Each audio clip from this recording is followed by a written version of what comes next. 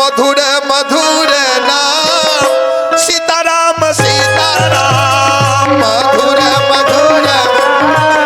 सीताराम सीताराम मधुर मधुर नाम सीताराम सीताराम मधुर मधुर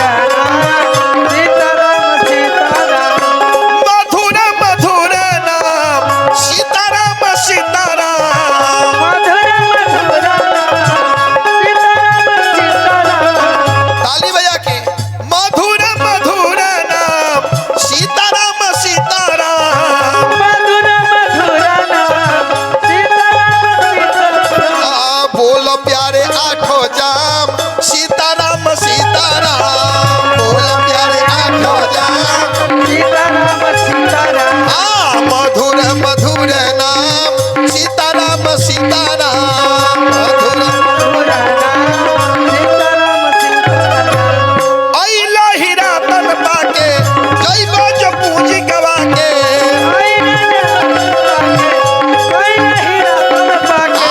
अइला हीरा तन पाके जइबो जो पूंजी गवा के पियवा के सोझा जइबो करनी के फल तू पइबो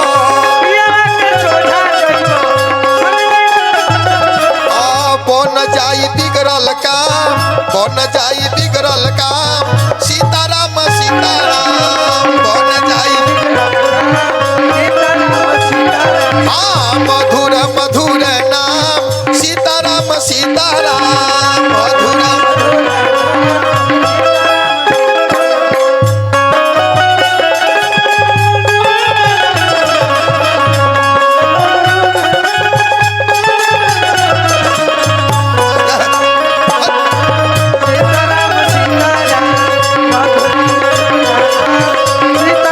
ये थाती वहां लेके जाए के बा बीच में कुछ ना जाई थाती जो गावल करो थाती जो ए हरि गुण गावल करो हरि गुण तनी सत्संग में आवो प्रभु से नेह लगावो प्रभु से हरि नाम पिय जा हरि नाम पिय जाम सीताराम सीताराम हरि नाम पिय मधुर मधुर नाम सीताराम सीताराम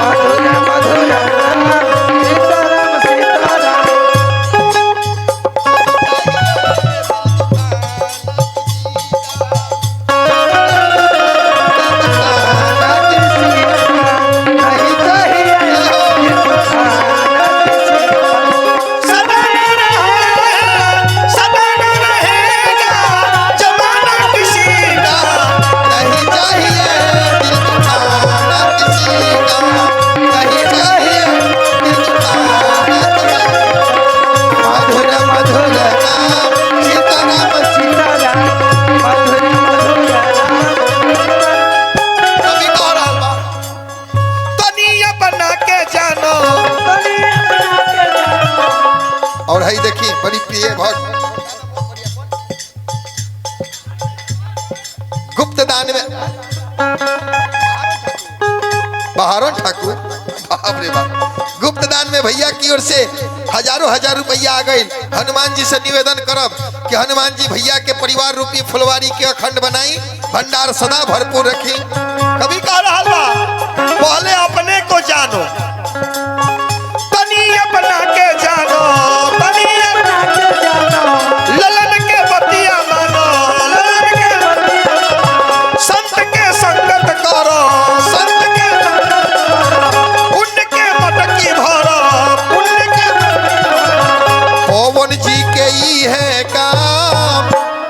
अरे पवन जी के ही है काम सीता